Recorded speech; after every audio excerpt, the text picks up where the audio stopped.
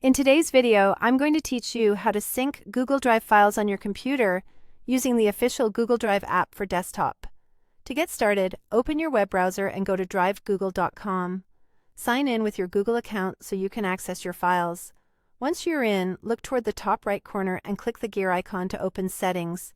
From there, select Get Drive for Desktop. This takes you to Google's official download page. Choose the installer for your operating system and start the download. Using the official app ensures secure, reliable syncing without any extra setup. When the download finishes, open the installer and follow the on-screen prompts to complete the installation. Approve any system permissions so the app can integrate with your computer. After the setup completes, open Google Drive for Desktop. If it doesn't launch automatically, you can find it in your Start menu on Windows or in Applications on a Mac. Sign in using the same Google account you used on the web. Next, you'll be asked to choose how your files sync to your computer: mirror files or stream files. Mirror files keeps a full copy of your drive on your computer as well as in the cloud. This is great if you need constant offline access, but it uses local storage. Stream files shows all your drive files on your computer without taking up much space.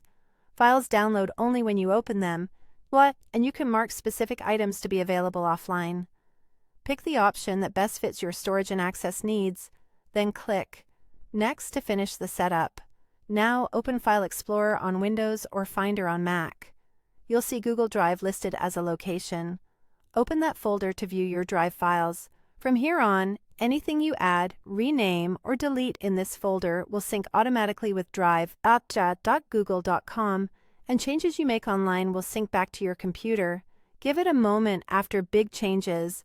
The first sync can take some time depending on your connection and the number of files.